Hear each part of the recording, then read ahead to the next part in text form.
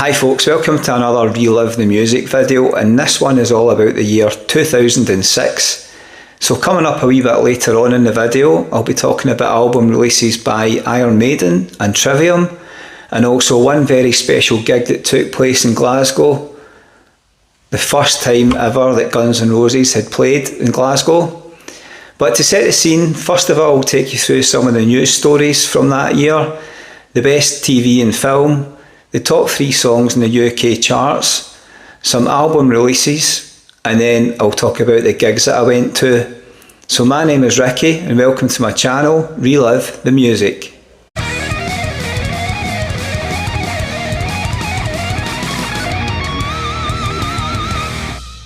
Okay, so hello to any new viewers out there, and also to my existing subscribers who I know will be watching. So that's Ian C666, Good Guy Chucky, Glasgow Harley Rider, Stephen Blake, and City Build Minecraft. It does mean a lot to me. Hopefully you enjoy the wee emojis that I've put for you. And if you want a mention on any of my videos, then just leave a note in the comments so that I know that you've been watching the videos, and I'll feature you in my next video. Okay, the 20th Winter Olympics were held in Turin in Italy, and this was the second time that Italy had held the Games, and it's going to host them next year in 2026. Finland won the 51st Eurovision Song Contest with the band Lordi performing the song Hard Rock Hallelujah, and this was the first time ever that a hard rock act had ever won the contest. So I do remember this. I was with my girlfriend and pals at the time. They were hosting a wee Eurovision party, and I'd actually said to them, look, get some money on this, and we all put a fiver on it at 10 to 1, so we all get a nice 50 quid back on it. But please gamble responsibly, folks. The FIFA World Cup this year was held in Germany, and Italy ended up winning the competition, beating France 5-3 in penalties in the final. And this was famous for Zinedine Zidane getting sent off in extra time for headbutting Materazzi. The PlayStation 3 was released in Japan and North America, however it wouldn't actually come to the UK until 2007. But we did also get the release of the Wii by Nintendo, and this was such a popular, fun gaming console. So basically the premise was there was a bar that you'd put on top of your television, and it would like capture yourself and what you were doing with this remote control. So there was games such as like 10-pin bowling was a really popular one. So you would have this controller and you'd swing it about, and then whatever happened on the game, it was meant to mirror how good your actions were. So like the tennis, the wee guys would be standing like that and then you'd swing and they'd go to hit it or they'd miss it. But this must have been responsible for the breakages of so many TVs. I do remember seeing things on like programmes such as You've Been Framed, where people like swinging and they've let go of the remote because there was a strap you're meant to put around your wrist, and these remotes must have been flying into tellies and breaking them everywhere. In the TV world, Dancing on Ice made its debut, and this was a popular sort of dinner time aired programme whereby you had professional ice skaters that had teamed up with a celebrity, and they would perform a series of routines each week, and they would be judged by a panel of experts, and also the public would be allowed to vote in, and whoever got the lowest score would be booted off each week, and then this would continue each week until you got an eventual winner. The TV crime drama show Dexter made its premiere on Showtime television in the US, and this starred the actor Michael C. Hall as the main character called Dexter. So he was basically a forensic technician who specialised in blood splatter analysis, and he had a code basically where he killed bad people essentially, and it was really good. It was really exciting because there was always bits in it where you'd think that the people that he was working with were going to find out what he was up to, and it was always kind of left in a cliffhanger and managed to get his way out of it. And yeah, I loved this. I've watched all 8 seasons of it, although admittedly I think it got a wee bit poorer as the show dragged on, and the finale, the last season, was like really poor, but this was a really good show, and it was my friend Carol that got me into this. She bought all the box sets, and I remember borrowing them off her and then binge watching it. The first ever Soccer Aid match took place, and this was broadcast on national television. So this was a football match which basically raised money for UNICEF, and this year it featured an England team who took on the rest of the world, and they won 2-1. So this featured basically celebrities and past players.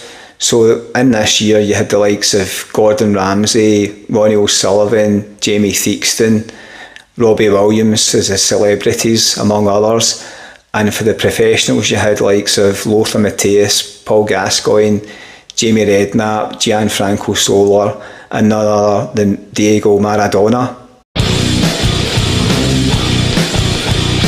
In the movie world, the third best-selling film of the year was Ice Age: The Meltdown, and this was an animated adventure comedy film featuring voiceover of Manny, who was a woolly mammoth, by Ray Romano, who was the main character in Everybody Loves Raymond.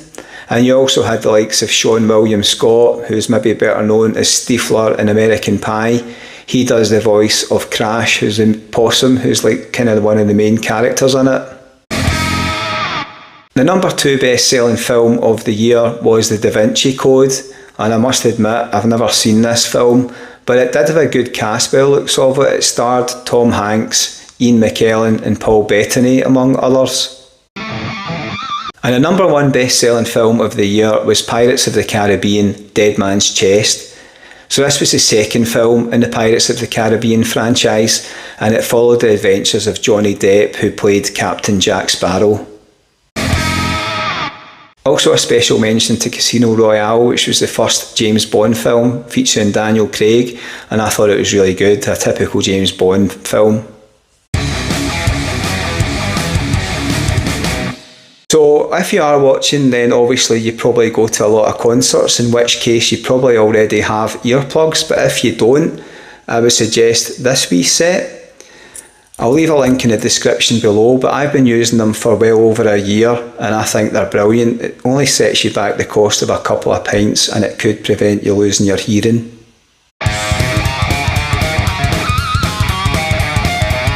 Okay, so now to the top 3 selling songs in the UK charts in 2006.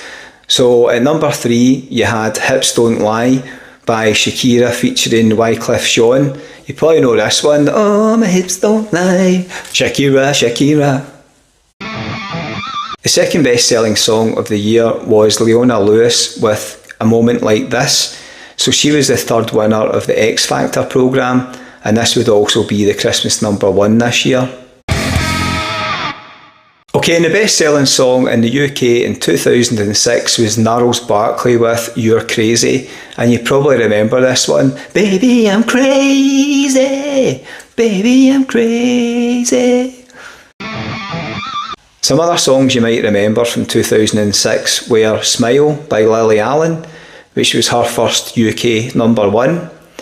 Sandy Tom had the song I Wish I Was a Punk Rocker with Flowers in My Hair, which was also a number 1 for her. And then you had the Black Eyed Peas with the song My Humps, and I thought this was quite funny. I remember going into work on the bus and it'd be like wee girls who were singing the words to it, which is obviously pretty X-rated and inappropriate. It goes, my humps, my hump, my hump, my humps, check it out.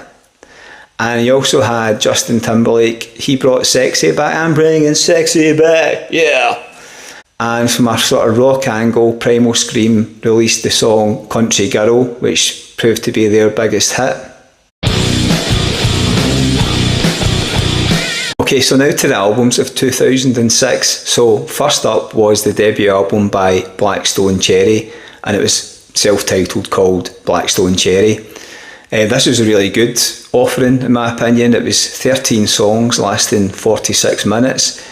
So they're an American band from Kentucky, kind of nearly in redneck territory if I can say that.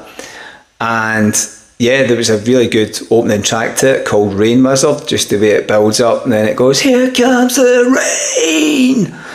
And then you had Lonely Train, which was probably our most popular one off of that one.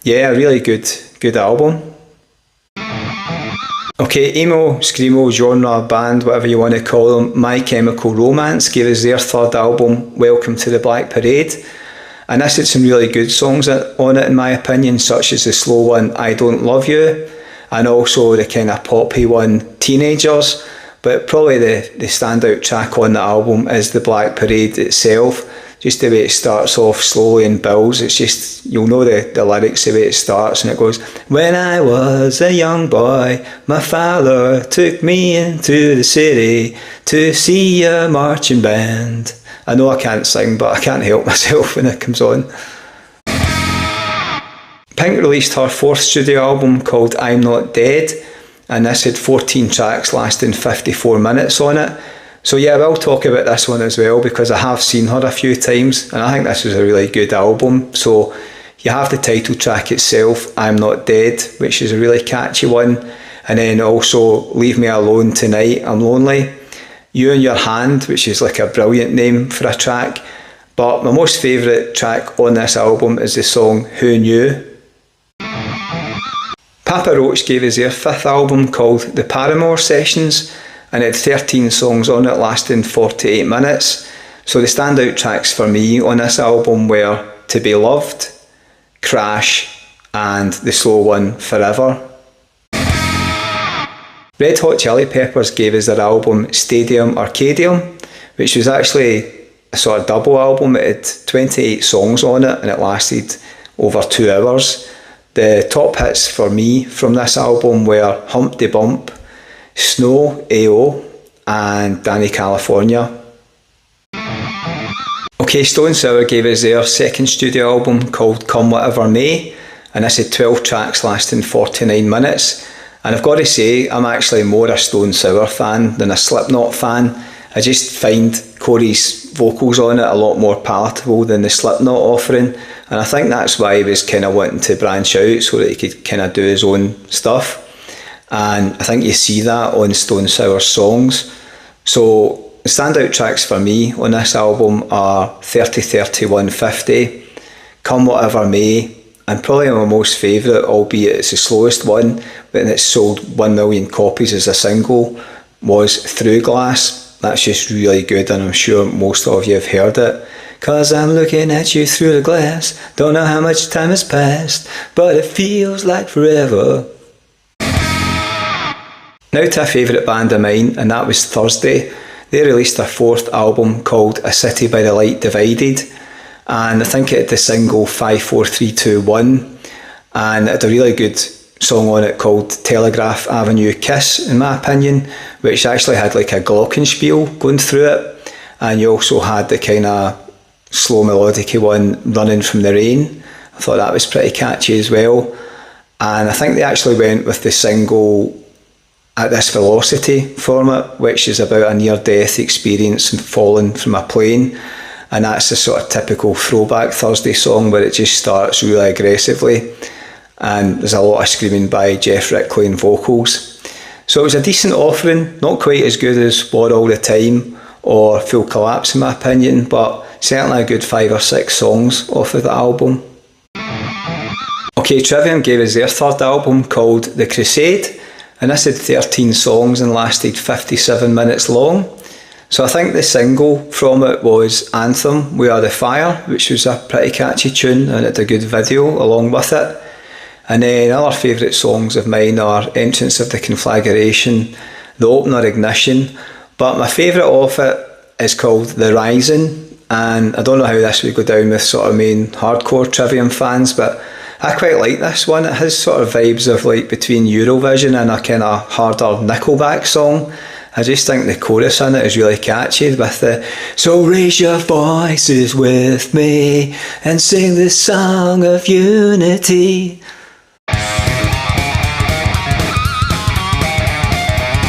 Okay, so now to the gigs that I went to in 2006, and first up, a great way to start the year, the Almighty at the Garage.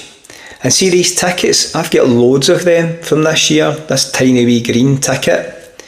That must have been in thing. But anyway, This was good to see the Almighty at the garage. It's a good venue. I quite like it because the toilets are right next to the stage, so if you do need to go, then you don't really miss any songs. This was a strong offering. They played 17 songs. They opened up with Welcome to Defiance and then went straight into Range. They also had the likes of Jonestown Mind, Free and Easy, Crucify, and they finished on Do You Understand, which is probably one of my least favourite tracks, and I think they could have closed on a better one. But anyway, it was good to see them. Okay, next up for me was the Kerrang Awards tour, and this took place at the Carlin Academy, as it was known back then. So this was 4 bands, like sort of up and coming bands, although obviously Bullets were a bit more established by now. So you had the likes of Maiden, Still Remains and Hawthorne Heights, and then heading up the night was Bullet For My Valentine. So obviously each band kind of had a stripped back time allotted to them, but it was headlined by Bullets, and it was great to see them again. They just continued to grow, in me and Andy's opinion. Okay, next up for me was the band Soil at the Cat House, and I think this was the first time that I would see Soil. So they played songs from the first couple albums, the Scars and Redefine album, and the highlight for me would be Halo. Okay, the next one for me was a tribute band called Lose Your Illusion, which obviously is a nod to Guns N' Roses and the Use Your Illusions album. So it was a Guns N' Roses tribute band. I do have vague memories of like the band members kind of been dressed up to look like their counterparts. So you had the Slash with like the hat on and the long hair, and Axl, I think he was wearing like a kilt on stage. But yeah, they would have played like all your classics, Paradise City, Sweet Child of Mine, Night Train, Welcome to the Jungle, etc. And a good wee night being in the Cat House. Okay, so back in the gig trail, we were out the very next night seeing Simple Plan at the Carlin Academy. And this is kind of one of those pop punk bands, and this was the first time that I'd seen them. So they actually started with the song that I probably know most and liked most, which was called Shut Up. And they finished with Perfect. They played 14 songs in total. One of my favourite ones from that set was I think they played it second on it, was Jump, and everybody all jumping about to it. So I think that's the only time that I've seen them, but they are meant to be supporting the Offspring in the UK later on this year, so it'll be good to catch up with them and see what they're like. Okay, next up I saw the band Clawfinger at the Cat House. £8.50 to get in, by the way, brilliant.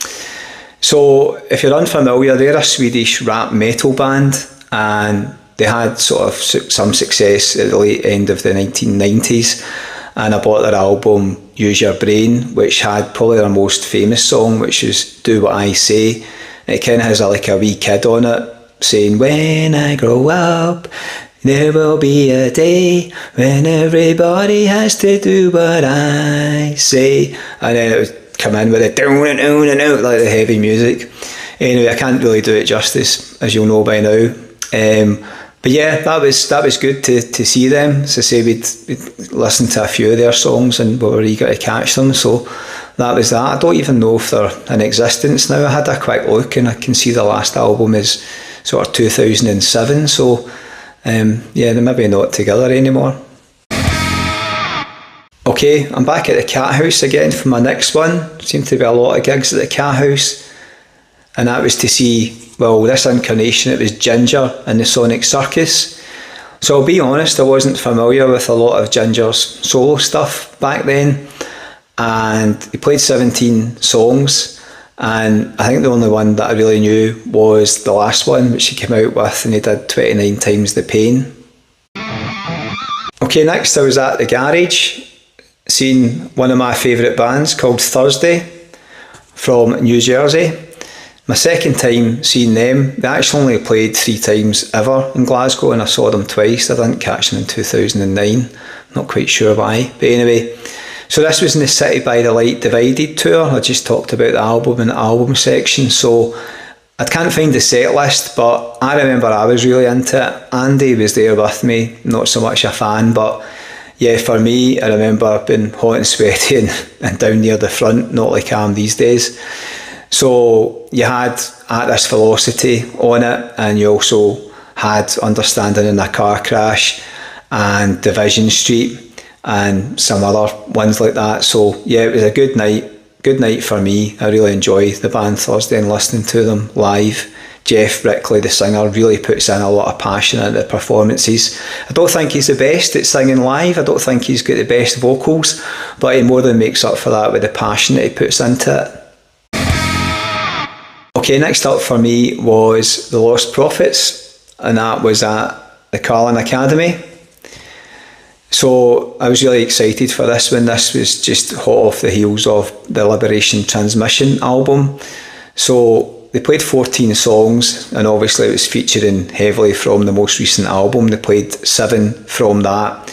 They played 5 from Start Something, including Last Train Home and Last Summer, and just 2 from the Fake Sound of Progress album, which was that song and Shinobi versus Dragon Ninja.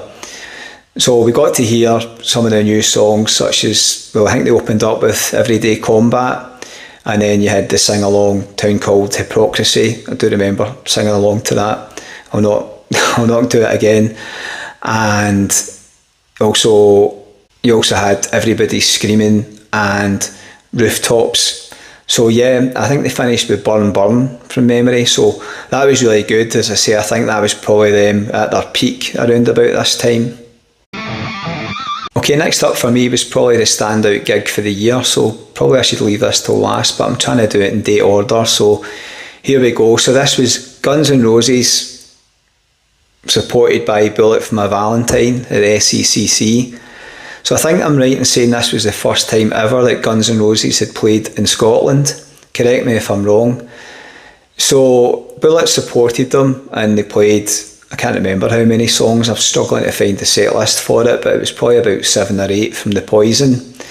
And they came off stage about 8:30.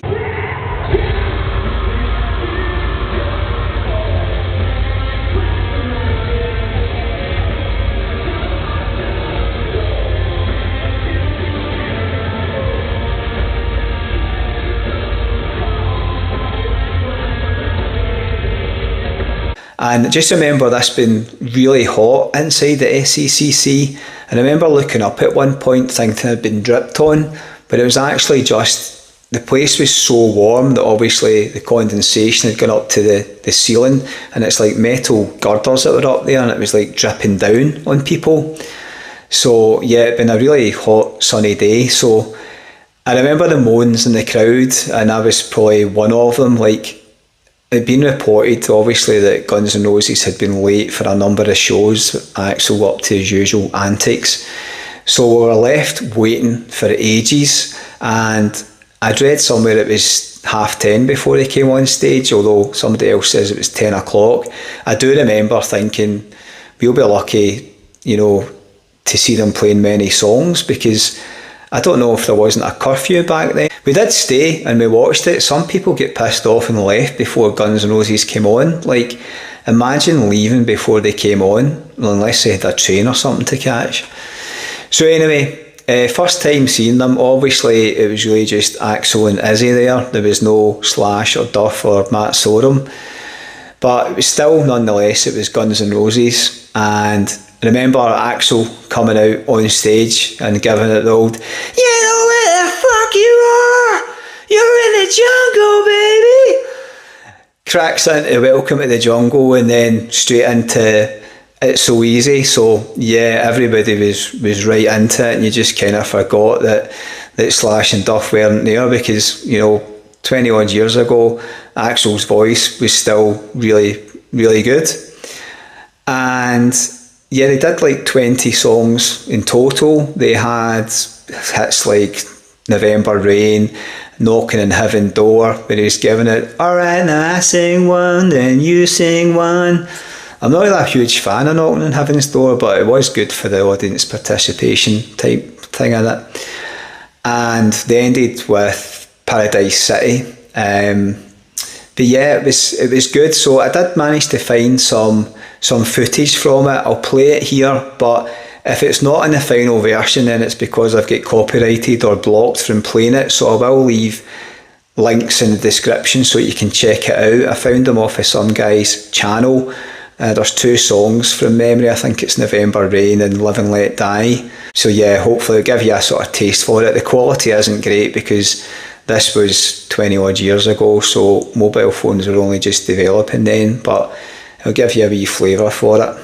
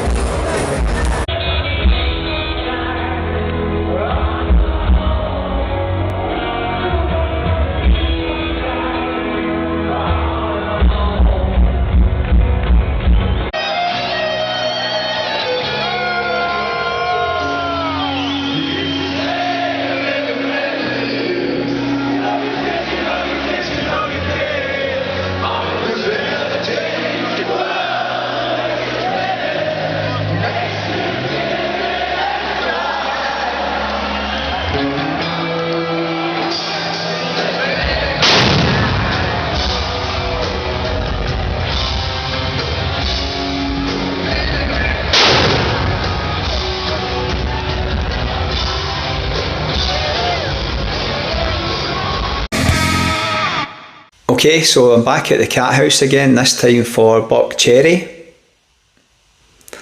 It's mental, like, I think it's just the sort of bands that I'm seeing, because the last sort of few years I was at the Barrowlands a lot, and then this year I seem to be at the cat house. So, first time seeing Buck Cherry, I quite enjoy his music. He's got a real sort of raspy, loud voice, a bit kind of Axl almost, in terms of like the rawness of it. So yeah, this was good seeing him. Played songs such as Lit Up, Dead Again, and probably the most famous one, or one of my favourites, is Crazy Bitch. Yeah, you're crazy bitch, but you fuck so good, I'm on top of it. Okay, I knew it wouldn't take long, so here we are at the Barrowlands for a trio and 36 Crazy Fists. So they were both on tour supporting like their most recent offerings, which was A Death Grip on Yesterday and Lead Anchor Paper Sales. So yeah, good seeing both of them. I will be honest, I can't find the set list and my memory's a bit hazy from it. I just get memories sort of drifting into each other. So this is why I'm a strong believer that people should be allowed to take like videos within reason to a certain degree, because it's hard to try to remember back when you don't have any actual audio or visual things. Like, yeah, live in the moment, as some people would say, but I did live in the moment at the time, but now I'm trying to relive the moment and can't remember it. Okay, so back at the cat house again, this time seeing Zebrahead, or Zebrahead, however you want to pronounce it, £7.50 to get in. So I can't really remember a lot of this gig, to be honest. They're a kind of like pop punk offering, so I'll just leave it like that. Okay, so back to seeing Wasp again. I think that might be the second time that I've seen them, and this was at the garage in Glasgow. So I think I'm right in saying this is the one I remember, because Andy, my pal, we were up the side at the garage, standing on top of like the seating bit, and he was like totally steaming, and I remember at one point he just wasn't there, and I turned round and looked down and he'd fallen into the bin. You'll not thank me for saying this if he watches it, but it was so funny. He'd like just fell into this bin. It was steaming. It was just one of these like old school metal bins, and he'd fallen in. So that's my memories from that gig. But no, in all seriousness, so they played, this was on a World Dominator tour, so they played about 11 songs. They opened up with On Your Knees, and you had the likes of Wild Child in there, and they finished on I'm Blind in Texas, which is always good, with the blind in Texas. So yeah, really good. They were concentrating on the kind of the older stuff, and I'm going to see Wasp this year in July, I think. So that'll be exciting. That's the 40 years anniversary of the first album. I think they're playing it in full. Okay, next up was Bullet for My Valentine, again at the Barras, supported by As I Lay Dying and Protest the Hero. So I'm not sure if we saw those two bands supporting, I can't remember. But the Bullets played about 12 songs in total. They opened up with Her Voice Resides. I'm not sure if they did the wee intro bit before it, that's on the album. And it was basically playing the full Poison album, near enough. I was disappointed because I don't think they played Just Another Star, which is one of my sort of favourite wee tunes from them. And they also did a really good cover of Creeping Death by Metallica. Okay, we're nearly at the end, so next up was New Found Glory at the Carlin Academy. So obviously sort of seen this punk pop band for the second time, I think.